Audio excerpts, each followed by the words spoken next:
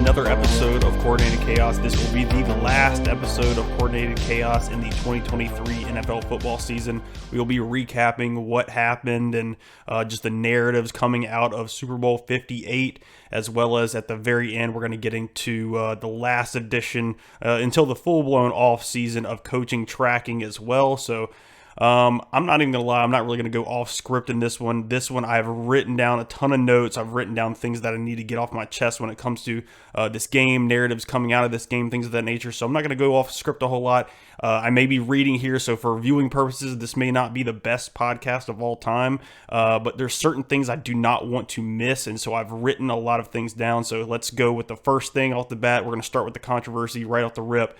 Patrick Mahomes is the greatest NFL football player of all time. He's better than Tom Brady.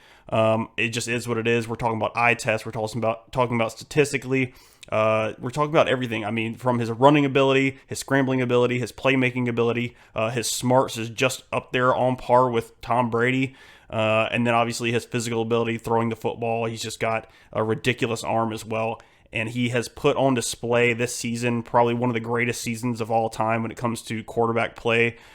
Just in general, just the things that he's had to do this season, dragging this Kansas City football team, kicking and screaming for the most part, to a Super Bowl championship was just a remarkable thing to watch and witness. And it makes me as an Eagles fan feel a little bit better that honestly he beat us in the Super Bowl last year. I mean, I still think we gave him the best shot, or just the best chance of beating him.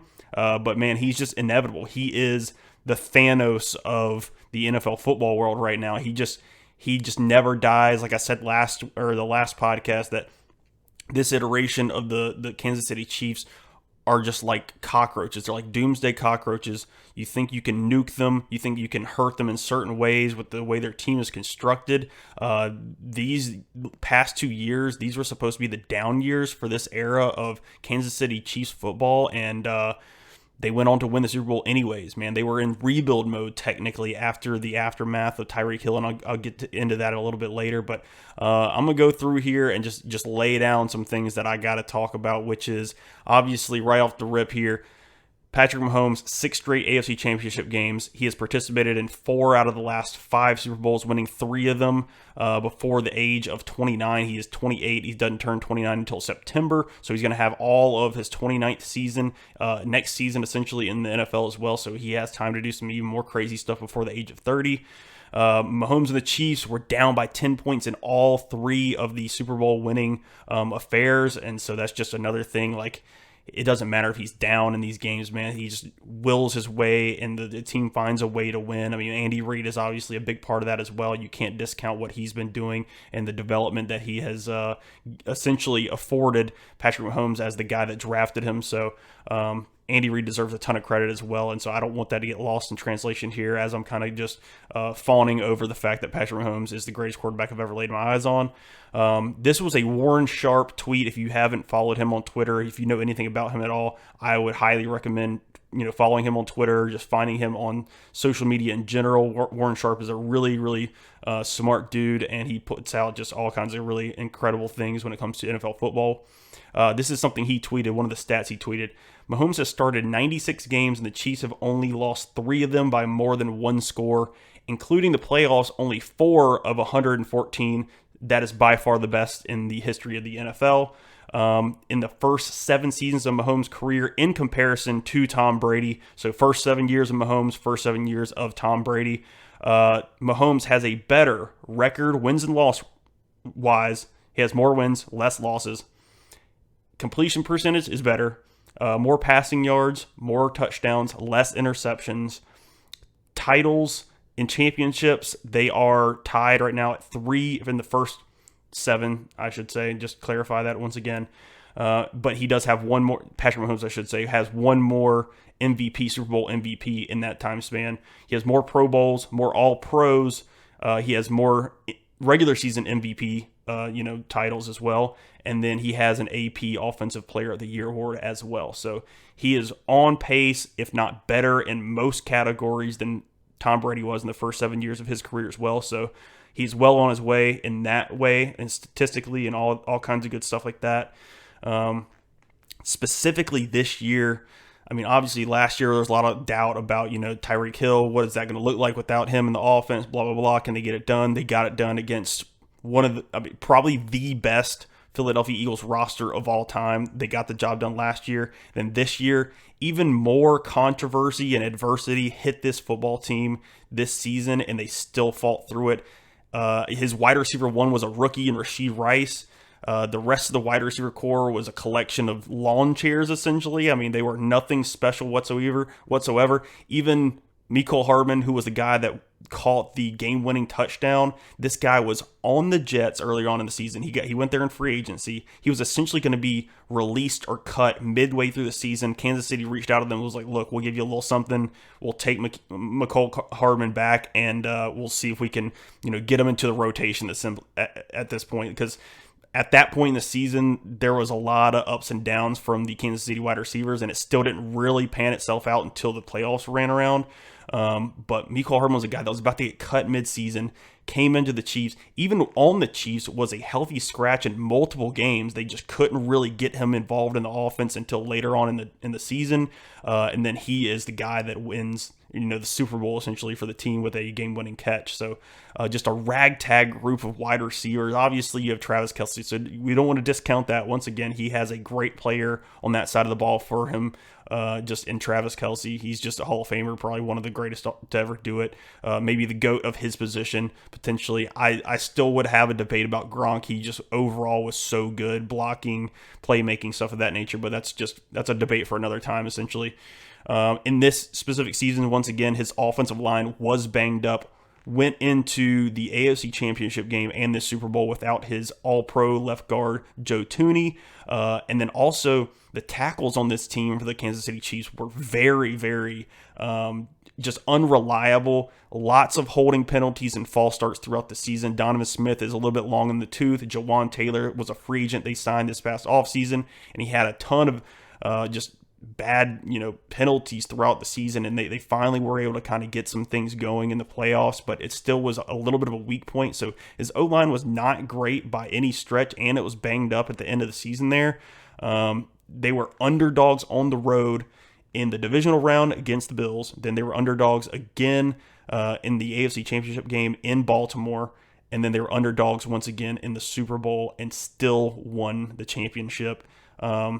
Like I said earlier, which I kind of alluded to, was just the fact that these were the years, these last 2 years, when they kind of made Tyreek Hill the sacrificial lamb for the team.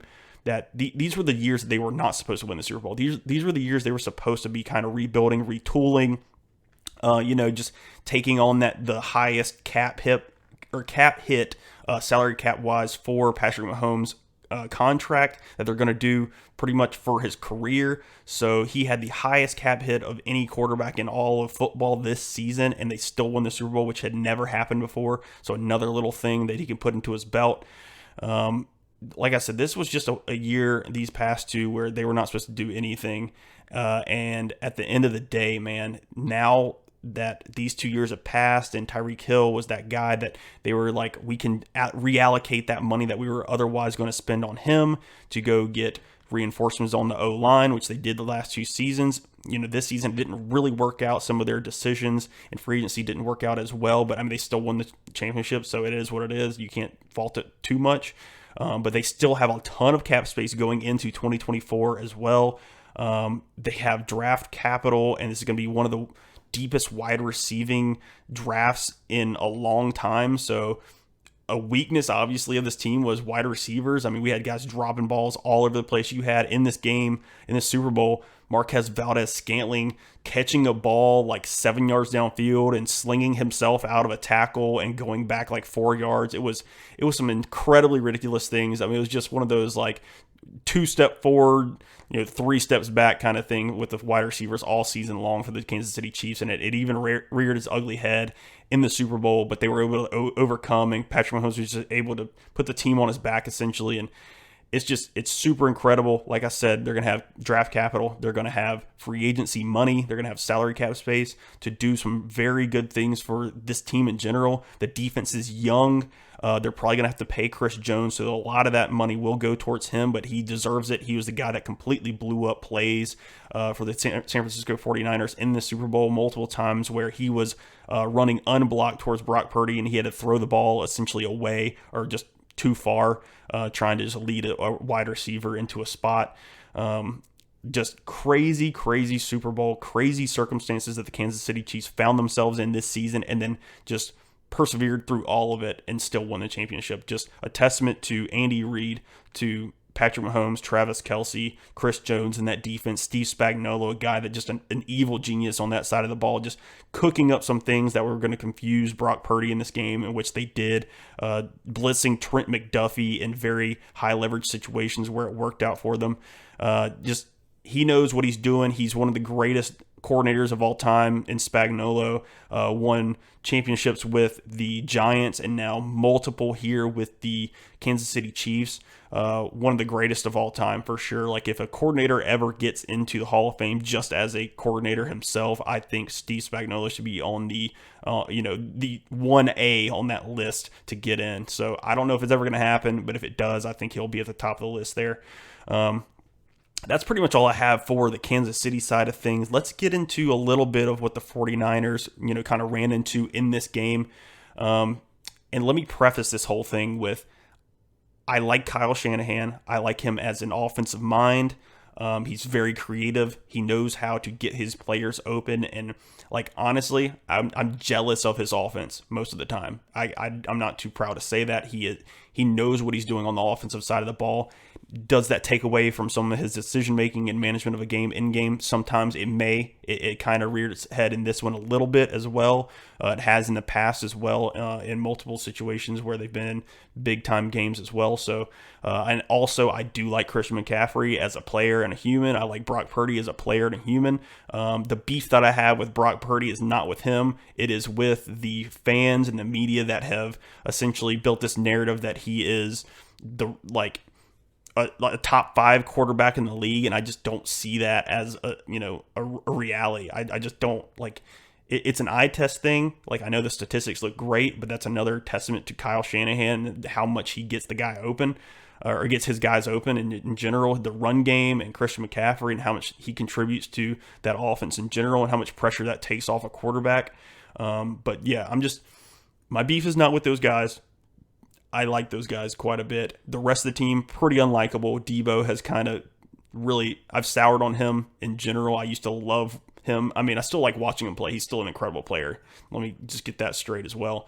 I've soured on him as a dude because for last year with the Eagles and all that stuff, it was just, they just talked too much smack in the offseason for me. The 40-winers, that whole ordeal with they should have won the NFC Championship game if they would have had Brock Purdy, blah, blah, blah, blah, blah. When in reality, it was a football play. You try to block Hassan Reddick with a tight end. He comes around the corner. He hits Brock Purdy as he's throwing the football, and your UCL tears. That's part of football. It's a violent sport. Things happen.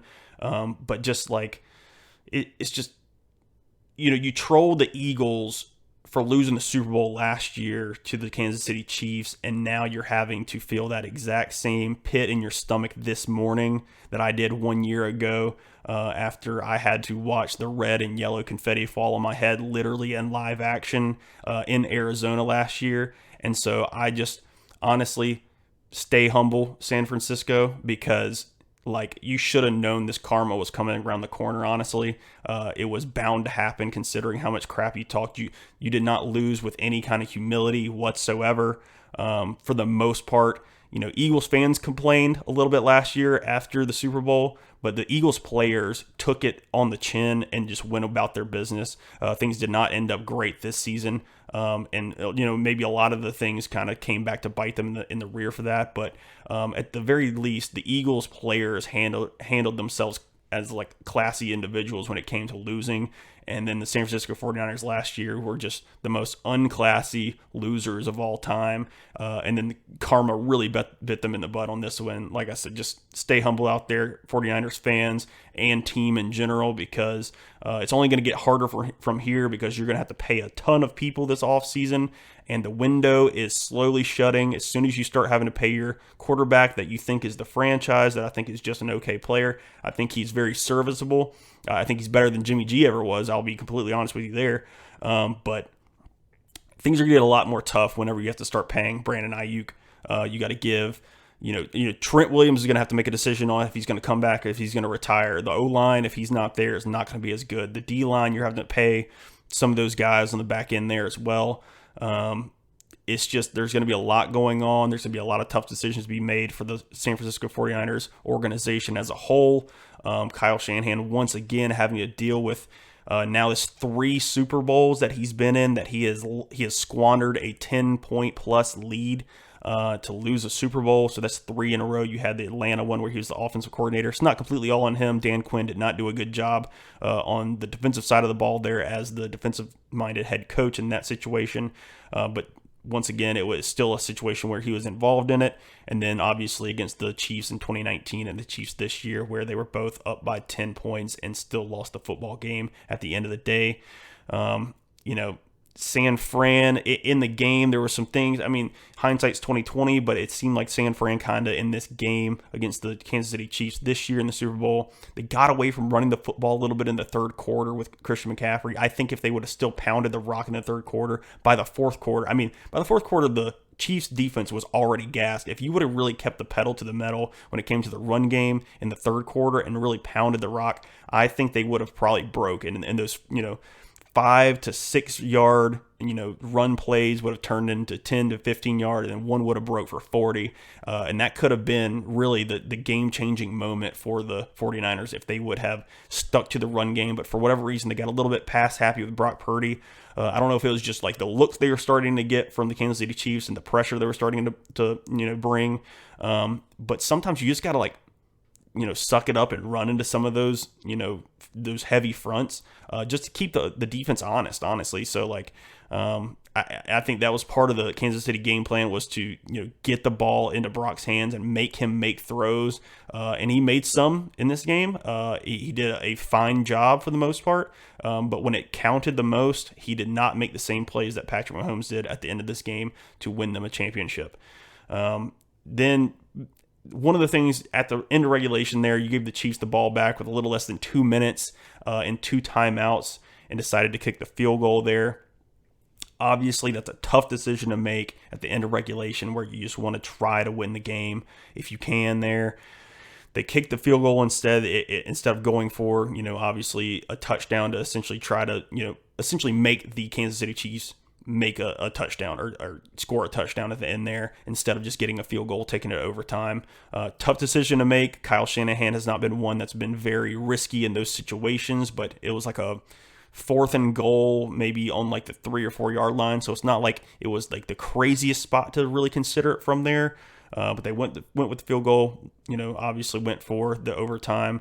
And then obviously a controversial little spot here going into overtime.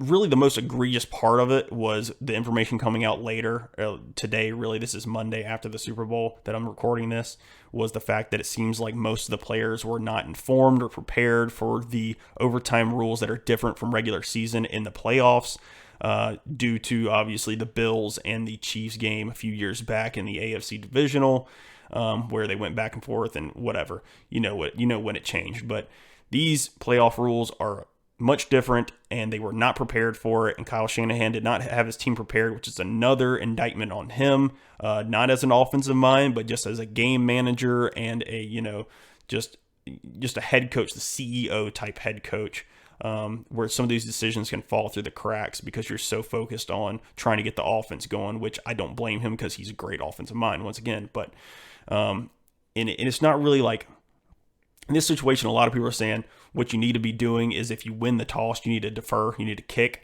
and you essentially get you let that team go down and do whatever they're going to do. Either you stop them, they kick the field goal, or they score a touchdown. At the very least, on that second possession, you know what to expect. You know you either need a field goal or you need a touchdown.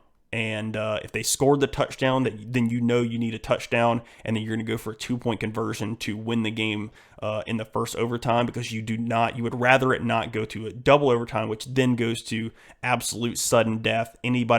Whoever scores first, they can kick a field goal and win it. So you just want to avoid that essentially. So essentially the strategy there is kick off, play for the second possession, know what you're going to do. And essentially in that second possession, at that point, until you get into field goal range, if all you need is a field goal, you can use all 4 of your downs.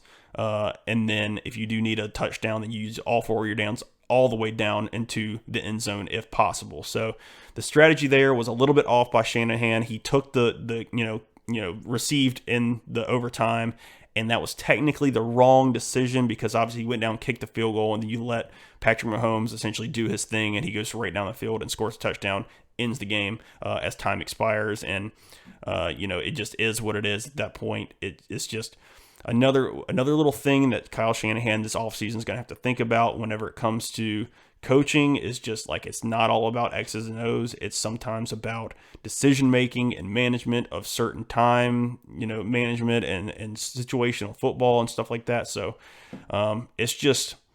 it's crazy. I mean, the one counterpoint I did hear, but the thing is, Kyle Shanahan didn't mention this in his presser, so somebody was just kind of giving this as like a theory of why Kyle Shanahan may have went with the receiving. Is that his defense was on the field just then and let Patrick Mahomes go down the field, kick the field goal to take it to overtime, and his defense was gassed, and so he wanted to give the offense a chance and give the defense a chance to catch their breath a little bit. But that's something that Kyle Shanahan did not mention in the post-game press conference, and so apparently that's not something he was actually thinking about. So at the end of the day, essentially, his decision making was a little bit off in that situation, and they were not prepared for what overtime entailed, at least in the playoff scenario. In a regular season, apparently, obviously that would have been the correct decision, to receive, go down, try to score a touchdown, and, it is what it is.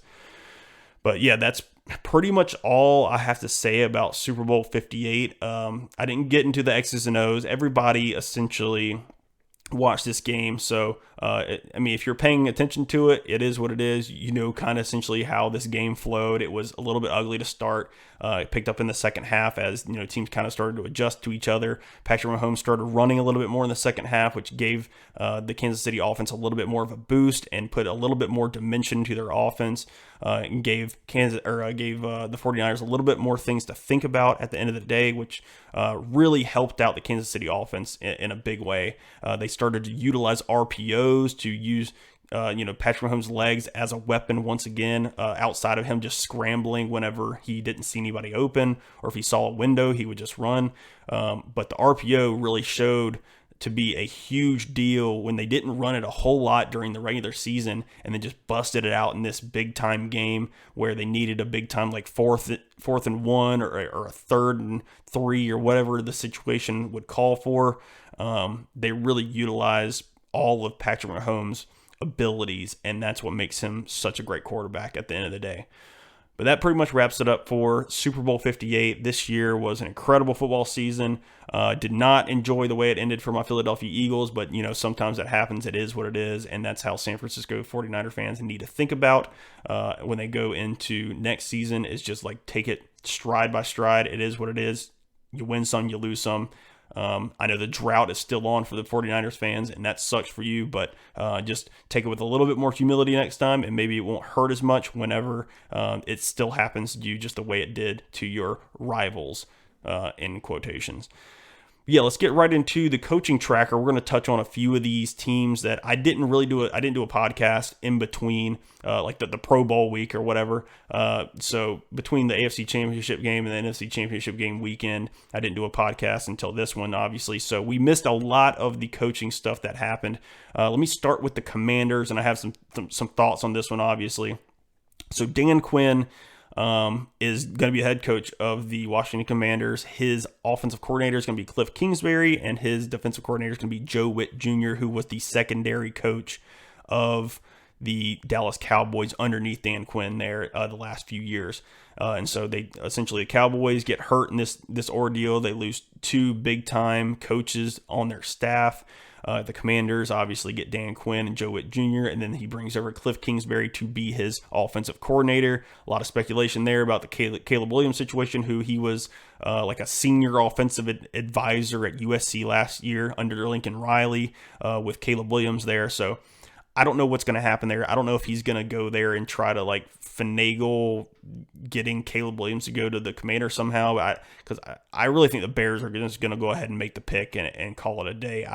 I don't know how that's going to really work out for the Commanders. I personally am not a huge, like, Cliff Kingsbury apparently interviewed for the Eagles offensive coordinator job, and I was not a fan of that. Did not agree with it. It's essentially the Nick Sirianni system, but like worse. So I was not on board with that. But obviously the Commanders get Dan Quinn. But the thing that I want to talk about the most is honestly the situation with, Ben Johnson.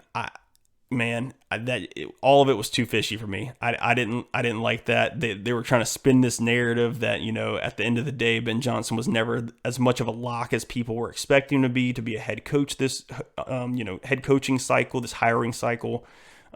They started to leak stuff about how his asking price was spooking some teams, which is like, bro, you just leaked that you just were too cheap of a franchise to pay for the guy that you wanted, which is just super sad considering you just bought the team for $6 billion. That's just crazy to me. But he's clearly one of the best offensive-minded offensive coordinators in the game. You go get your guy no matter what the price tag is if you want to be a competitive organization moving forward in this new era of Commanders football. So that's really sad. But that's pretty much it I got for the Commanders. Seahawks, they hired Mike Macdonald, liked that hire a whole lot, thought he was the guy, should have been the guy. He is the guy. They stole Aiden Durd from the Cowboys. He was defensive line coach there, so he's going to be the defensive coordinator. And Ryan Grubb, the Alabama offensive coordinator from this past year, will be the offensive coordinator for the Seahawks under Mike Macdonald.